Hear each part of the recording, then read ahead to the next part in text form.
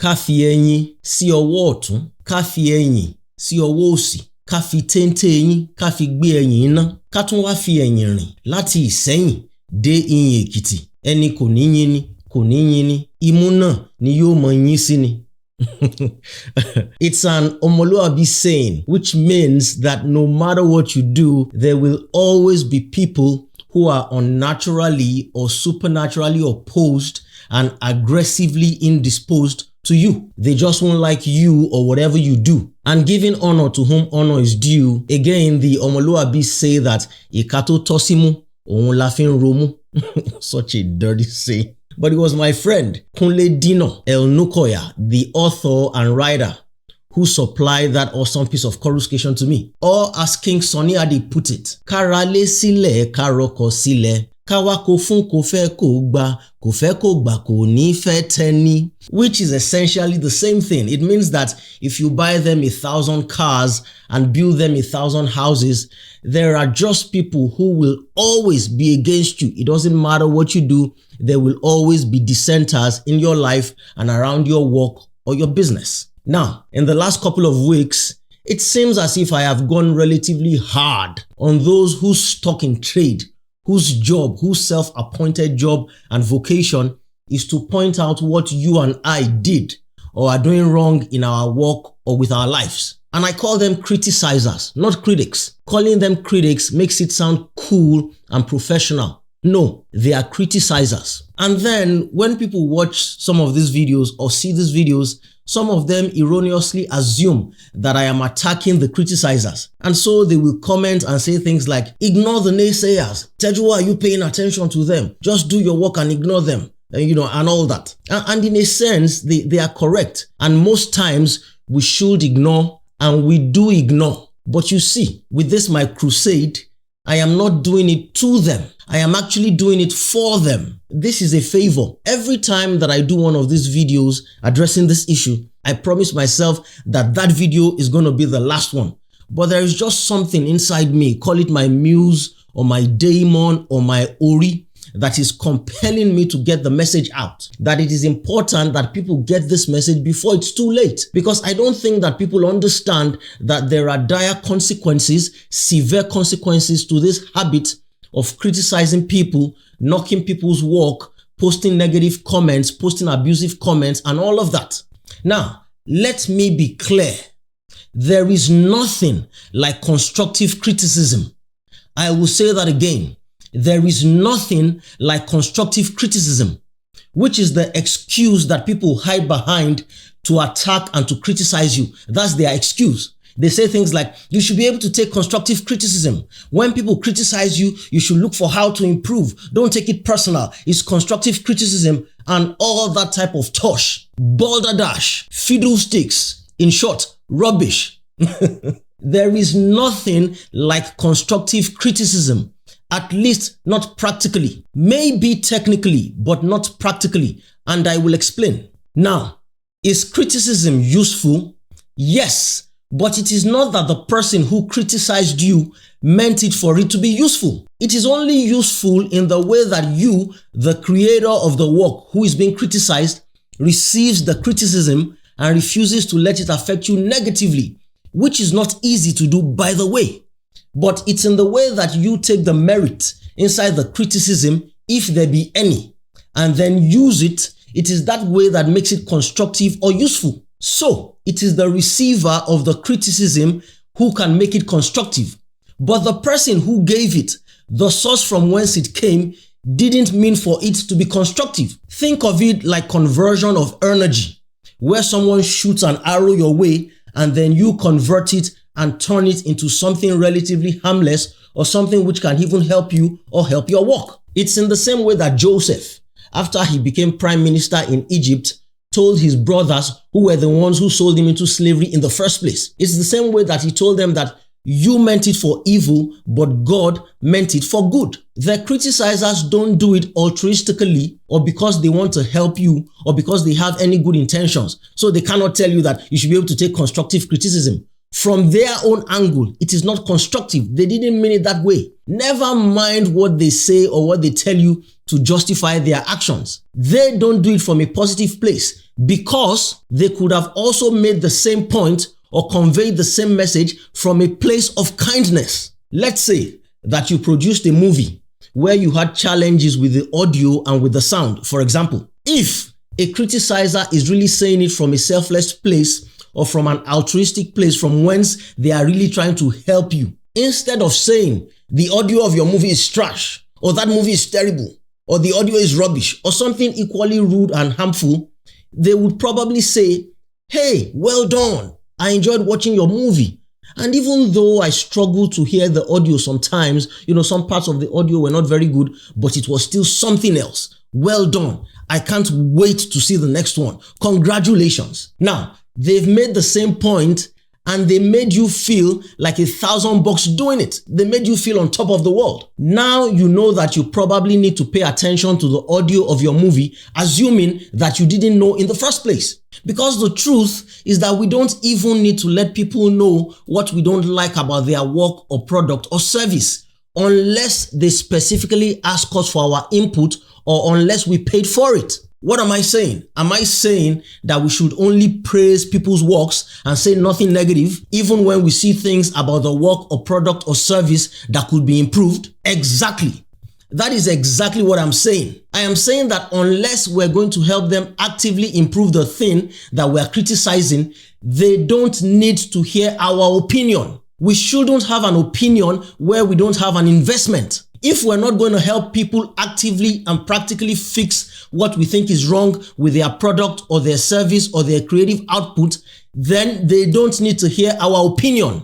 Because you see, what criticizers don't realize is that a lot of the time, you, the person who is putting out the work or product or service, you already know where your work or product falls short. You already know what could be improved. You already know how it could be better. But you just didn't have the resources to do any better or to do it as well as you would have liked. You just did the best with what you had. If this criticizer knew the rock or the hard place or the almost non-existent resources from which you created this project, if they knew how you performed alchemy and turned sand into gold, they would keep quiet if it is too hard for them to praise you. If only they knew the amount of magic, how you reached into the abyss like the creator, how you reached into the abyss of nothingness and you pulled out a product, you created life out of nothingness, they would praise you. In fact, to even put out the work after you finished it, you had to overcome significant resistance because the negative voice of resistance in your head kept telling you that the audio of your work was rubbish. It was bad. How dare you think you should put out something like this? How can you do that? You should do it all over again. You're taking the public for granted. They will kill you. And it kept fighting you. While the positive voice of creativity kept telling you that it didn't matter. Just put it out there like that. As imperfect as it is, it will help a lot of people. You can improve next time. You don't have to be perfect. Just put it out. And so you fought and you fought. And finally, you prevailed over the force of negativity and you put it out. And you were right. As imperfect as it was, it helped people. In fact, some of them even reached out to you. They reached out in your DM. Those who knew you called you. They texted you. They said, thank you. God bless you. But you see, resistance does not rest at that point. You have just won the battle. You have not won the war. Which is why a writer once said, be alert and of sober mind. Your enemy, the devil, prowls around like a roaring lion looking for someone or looking for whom to devour. The fight is far from over. You just won the battle. You haven't won the war. So now that you overcame resistance and you put out the work with a less than perfect audio, the resistance now takes that fear that you had of the bad audio and then it goes to put it in the mind of a criticizer whom it has possessed. And then this person, in their own delusional excitement and their self-importance and their knowledge, their perceived knowledge of all that they think that they know, they now take that comment or that thought and they now drop it in your comment section. This audio is trash. This movie is rubbish. I just wasted my time. I will never get my life back and all of that. And then when you see it, even though or even if you had 100 comments and 99 of them were good and helpful, hey, well done, congratulations, thank you, and you had just that one negative comment, all you will likely remember is that negative comment. And if you're not careful, that one comment can cripple you because it is an authentic comment. It's an authentic negative comment that comes from deep within your deepest fears and insecurities about your work. Remember again, it was supplied to that person by the negative force that lives in your life and understands what your fears and insecurities are. Now, that might not be enough to stop you from producing your next work. But if you're not very intentional, it might be enough to make you tone and dial back your authenticity the next time. You find that you might start to doubt and second guess every move that you make during the creation process. And if you get enough of those critical comments over time, if enough one or two people say it over time, regardless of how many good comments you get, if you're not properly fortified, it might stop you from producing altogether. And people who are prolifically creative understand this. Sometimes you just wake up and you remember some comments that you had and you ask yourself, why even bother to create anything? And this is exactly why we need to warn the criticizer and the negative commentator. Whether you are aware of it or not, you are actually doing the work of the negative force of life. You're doing the work of the resistance, which tries to stop people from creating and building things that will make life better for all of us. You're doing the work of the dark side, so to speak. You are a tool in the hands of resistance, and life and the universe punish those tools. Life punishes the tools of resistance, but resistance itself is not affected because resistance is a force of life. And so what happens is that it just moves on to possess the next person if it can no longer possess its current vessel. What you're doing is that you're flouting the rule of the creators of life who put humans on earth and told them be fruitful and multiply, fill and replenish the earth. Every time you attack somebody who is building or creating, you're doing the work of the negative side. In his book, The War of Art, Steven Pressfield said, and I quote, "If you find yourself criticizing other people, you are probably doing it out of resistance. When we see others beginning to live their authentic selves, it drives us crazy if we have not lived or if we're not living out our own. Individuals who are realizing their own lives almost never criticize other people." Let me read that again. Individuals who are realizing their own lives almost never criticize others if they speak at all. If they speak at all, it is to offer encouragement. Watch yourself. All the manifestations of resistance mostly harm ourselves, but criticism and cruelty harm others as well. Now, I don't know if you noticed in what I just read, but Steven Pressfield put criticism and cruelty in the same bracket. As far as he's concerned, criticism and cruelty are on the same level, and I couldn't agree more. You think that you're just being smart and that you spotted something in the video or in the post or in the product or the service that every other person who watched it or who partook of it and left nice comments didn't see. And so you feel as if it is your duty to point it out because all those other people were fools. They didn't see what you saw. So when you drop that negative comment and you think you're just catching cruise, as they call it, or you think you're being smart or that you're showing off your intelligence because you saw something that all these other people, all these other fools did not see, you are actually harming the person whose work you're trying to shoot down. You think you're just catching cruise, but you are actively hurting the person. And because they have what the Omoluabis call an Eleda, a creator and a creative force, that force is not just going to sit by idly. It's not just going to fold its arms and do nothing while you attack its charge. It's going to come after you. Okay? And a lot of people, a lot of creative people, they actually say that prayer actively. They make a prayer like that. In the immortal words of King Sunny Ade, "Ori mi ye oja, ja fún mi, ẹ̀dá mi ye oja, ja fún mi, torí oríra gbéra jà fúnra gbé, oríra lukora jà fún o, ẹlẹ́dàá mi mọ̀mọ̀ gbàgbé mi yé o, ò bá mọ̀mọ̀ jà o." You might just think that that prayer or that invocation is just a general prayer for success, but it goes deeper than that. The singer is invoking his creator or the creators to fight on his behalf.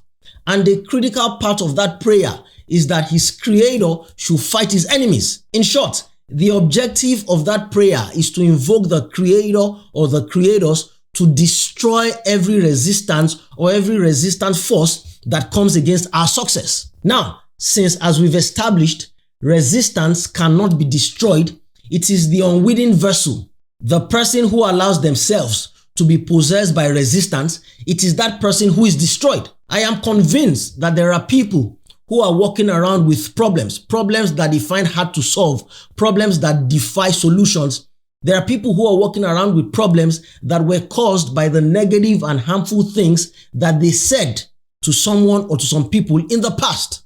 Now, please, let us be clear about what I am not saying or what I have not said. The negative force of resistance in life is necessary. All of these messages that I and others who teach this are doing is not to get rid of the negative force of resistance. That is impossible because resistance is actually necessary for life and for living. There is no day without night. Light only has meaning because of the existence of darkness. We only know the flavor or the taste of sweetness because there is a taste or a flavor of bitterness. The only reason we're able to walk about and do our work on the earth is because of the existence of friction. There has to be friction. So there has to be a negative charge for a positive charge to exist.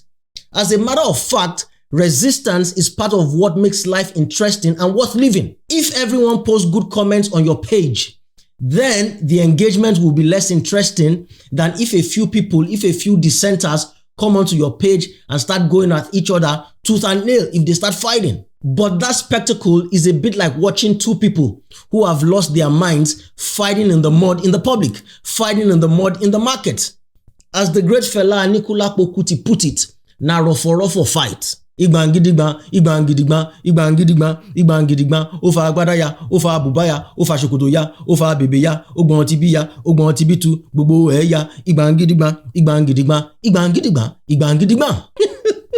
Without the negative force of resistance, life will be less interesting. We need resistance. So all of this is not to vanquish resistance. That is impossible. However, the fact that resistance is necessary does not mean that you or I have to be the ones to yield themselves up to resistance, or that resistance will not be punished. And woe unto him that yields himself or herself up to be the tool that resistance uses to do its work of negativity. Yeshua, Jesus Christ, once said to his disciples that things that cause people to stumble and to fall are bound to come. But woe to anyone through whom they come. It will be better for them to be thrown into the sea with a millstone, a huge stone tied around their neck, than to cause one of these little ones to stumble. So watch yourselves. That's what Jesus said. Yeshua, Jesus, had to be betrayed. It was necessary. It had to be done for him to fulfill his destiny, according to how Christians believe it. But it did not have to be Judas who did it. Judas is not going to turn up in front of the judgment council or in front of the creators of life and say, somebody had to do it. And so I volunteered myself. That's all it is. It was necessary. It had to be done. No, Judas, that's not why you did it. You did it for your own selfish reasons, and you didn't have to be the one to do it. Yes, it had to be done, but it didn't have to be you. So again, let's be clear. I am now repeating myself and underscoring this. This is not about trying to vanquish resistance on a corporate level. That is never going to happen. It is necessary, and there will always be people who don't like you and what you do, no matter how well you do your work. However, resistance will be punished. Now, I heard that Warren Buffett said, praise people specifically, but criticize generally. I will say that again. Praise people specifically, but criticize generally. When it comes to praising people and lifting them up, praise them specifically. Tell them you're doing great things. But when you have reservations or you have opinions or you want to criticize, don't make it about a person. Criticize generally, kind of like this that I'm doing. I'm not calling anybody's name. For all intents and purposes, this is a critique, but I'm criticizing the whole practice or the whole habit of criticizers. I'm not criticizing a particular person. And then let me spend just a minute talking to the creator or the creative person who is on the end of receiving criticism from these criticizers. Look, the truth is that the more intelligent and hardworking you are as a creative person, which you are, Otherwise, you wouldn't be prolifically creative. So the more intelligent and hardworking you are, the more it will annoy and irk and irritate you to let foolish comments slide. It takes a lot of sense to see a comment that is bereft of sense and which is designed to attack you and just to let it go. It takes a lot of possession of mind to do that. And it is very easy for people who are not in those positions or who are not wearing those shoes to say things like, just ignore them, don't pay attention to them, and so on. But that is not always possible, which is why you sometimes see some of my more creative brothers and sisters responding and reacting to senseless comments with curses, abuses, and insults. And you know what? It is okay. It is okay, because sometimes you must clap back at resistance. It is a duty.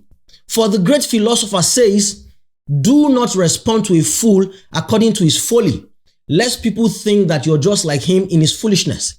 But then in the very next verse, he says, respond to a fool according to his folly or foolishness, lest he think that he is wise in his own eyes. So sometimes don't respond. Other times respond. It is as the Spirit leads, as the Christians say. Now, my own understanding of the conundrum with those two verses that seemingly contradict one another, my own understanding of it is that, look, most times ignore them. But every now and again, one of these criticizers will dance too close to you and they will show their overwhelming level of ignorance. Like a person who is attacking you about how you do your work and the person cannot even spell correctly. They're making atrocious grammatical errors and they're attacking you. When that happens, grab that one person and make an example of them. But for most parts, ignore these irritants and these irritations. You've heard them say that uneasy lies the head that wears the crown. It should be lies the head who wears the crown. What that means is that you cannot be king without having a section of your public or the public as your enemies. It's not possible. Part of the price that you will pay for the success of being king is that you will have criticizers. You cannot have and enjoy the good without having the bad. Again, Yeshua, Jesus, once told a moral story about a farmer who planted good wheat. He planted good seed of wheat in his field. But while everyone was sleeping, his enemy came and sowed weeds among the wheat. Weeds among the wheat. And then went away. When the wheat sprouted and formed heads, once the head of the wheat, the plants began to show, then the weeds also appeared with the wheat. Then the owner's servants came to him and said, sir, didn't you plant good seeds in your field? Where then did the weeds come from? And then he told them, an enemy did this. It's an enemy who has done this. And then the servants asked him, do you want us to go and pull up the weeds? He said, no, because while you're pulling the weeds, you may uproot the wheat with them. You may pull up the good with the bad. Let both of them grow together until the harvest. At that time, I will tell the harvesters, first, collect the weeds and tie them in bundles to be burned. Then gather the weeds and bring them into my barn. I say the same thing to you now, my creative brother and sister, my productive person. Wherever you do your business, online, offline, wherever, you must treat your critics like that farmer treated the weeds among his wheat. Don't spend all your time or most of your time or even an appreciable amount of your time trying to pull out all the senseless comments or even most of the senseless comments that annoy you, because you risk destroying your entire work. The sheer amount of time that it takes to wrestle a fool is just exhausting. It is too much. The great philosopher said that it is safer, it is better to meet a bear, a wild animal, robbed of her cubs than to confront a fool caught in foolishness. While it is necessary to do it once in a while and put a fool in his place, it completely distracts you from your work because of the amount of energy that it takes to separate a person from foolishness. You think that they are just being foolish, but what you don't realize is that they are in the grips of the possession of the negative force of resistance. And this is why the great philosopher said again, that you cannot separate fools from their foolishness, even though or even if you grind them like grain with mortar and pestle. Now, in addition to all of that, apart from the amount of time that it will take from you and the distraction that this will be to you, If you insist on responding or reacting to almost every one of these distractions, you will find that you are always in a constant attack and warrior mode, always ready to fight. And creativity does not come from aggression. Creativity comes from a place of introspection, from a place of calmness, where you're able to reach into the other space and bring ideas. Okay, you're bringing ideas from the muse or from the universe or from, as I prefer, your ori. And the more you stay in the warrior mode, the less creative you will be. Because again, creativity exists in a place of solitude and calm. Respond and put a fool in his place every now and again. But for most parts, behave like a king and ignore. If the king of a country decides to start going after every single person who abuses him or the royal family or the administration, he will end up punishing a lot of people and risk coming off as a wicked king or wicked ruler. If you too spend a lot of time attacking all the people who attack you, after a while, even the people who like you and support you will start to think that you are a troublemaker yourself. That's why kings don't go after every dissident. They just look for the biggest one or the one whose foolishness is the most obvious, and then they make an example of that one. You're a king. In the immortal words of King Sunny Ade, Bọ́bá bú ẹ lẹ́yìn má ṣe bínú rárá ọlọ́lá. Bọ́bá bú ẹ lójú ẹ má ṣe bínú rárá lárẹ̀wájú. Àgbà tí ó bínú lọ́mọ rẹ̀ ń pọ̀ jọjọ. Which literally means that whether they abuse you behind you or to your face, don't be annoyed. Then he literally said, it is a person who is able to turn the other cheek, so to speak. It's a person who is able to ignore and walk away that has an abundance of children. It is that person who has many children. And children in this case goes beyond physical kids or offspring or progeny. It is children in terms of mentees, proteges, the abundance of life and all of that. So be an Olanrewaju, walk away. Bọ́bá bú ẹ lẹ́yìn má ṣe bínú rárá ọlọ́lá. Bọ́bá bú ẹ lójú ẹ má ṣe bínú rárá Lánrewájú. Àgbà tí ó bínú lọ́mọ rẹ̀ ń pọ̀ jọjọ. So, as I begin to round this up and I move to my conclusion, and I am telling myself that this is the very last message that I will put out on this matter of criticizers.